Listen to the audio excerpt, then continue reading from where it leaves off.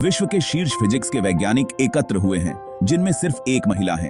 अपने जीवन में कितनी ही चीजों में वो अग्रणी रही हैं। नोबेल पुरस्कार जीतने वाली पहली महिला, 2 बार नोबेल पुरस्कार जीतने वाली पहली व्यक्ति, 2 अलग अलग क्षेत्रों में फिजिक्स व केमिस्ट्री ये सम्मान हासिल करने वाली पहली व्यक्ति।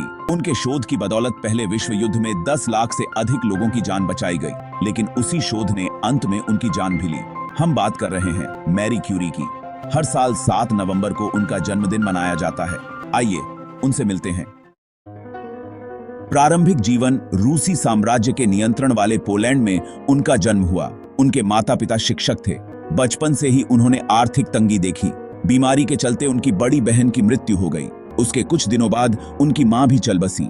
उनके पिता ने ही उनकी छोटी बहन की देखभाल की। छात्र जीवन कक्षा में शीर्ष स्थान हासिल किया, लेकिन कॉलेज में दाखिला नहीं मिला। कारण? क्योंकि वे महिला थीं। रूसी साम्राज्य ने महिलाओं की पढ़ाई पर प्रतिबंध लगा रखा था, जिसके चलते उन्होंने एक गुप्त फ्लाइंग यूनिवर्सिटी में अपनी पढ़ाई की, जिसकी कक्षाओं का स्थान लगातार बदलता रहता। 17 साल की उम्र में पढ़ाई का खर्च उठाने के लिए उन्होंने ट्यूशन पढ़ाए, अमीर घरों में छोटी नौकरी की। साथ ही बहन को मेडिकल की पढ़ाई के लिए पेरिस भेजा। जब उनके पास थोड़े संसाधन इकट्ठा हुए तो वे भी पेरिस पहुंच गईं। वहां के विश्वविद्यालय में दाखिला लिया, जहां उन्होंने भौतिकी व गणित दोनों विषयों में डॉक्टरेट हासिल की। कॉलेज के पास एक छोटे से कमरे में रहा करती, ये अधिकतम समय लाइब्रेरी में बिताती। अपनी पिछली शिक्षा में सुधार करने हेतु उन्होंने बहुत मेहनत की। कई बार वे काम करते हुए खाना भूल जाती और मेज पर ही बेहोश हो जाती। उन्होंने पियरे क्यूरी से विवाह किया, जो खुद एक शीर्ष वैज्ञानिक थे। उनका कहना था, मैंने अपना जीवन विज्ञान को समर्पित कर दिया है और मुझे ऐसा जीवन साथी चाहिए जो इस कार्य को मेरे साथ जी सके। अपनी शादी के दिन क्यूरी ने वही पोशाक पहनी जो पहनकर वे अपनी लैब जाया करती थीं। उनका शोध यूरेनियम की खोज हो चुकी थी। क्यूरी की दिलचस्पी रेडिएशन के क्षेत्र में अधिक थी। पियरे द्वारा आविष्कृत इलेक्ट्रोमीटर के द्वारा वे अन्य खनिजों का रेडिएशन मापने लगी। इसी दौरान उन्होंने पोलोनियम और रेडियम की खोज की। बिना संसाधनों के वे ये सारा काम पियरे की प्रयोगशाला के पास एक झोपड़ी में कर रही थीं। नोबेल समुदाय की उपेक्षा।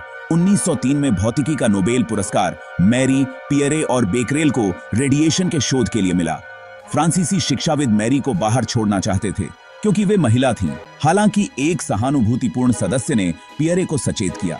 उन्होंने जोर देकर मैरी का नाम भी शामिल करवाया, लेकिन वे दोनों इतने व्यस्त थे कि व्यक्तिगत रूप से पुरस्कार लेने जा पाए।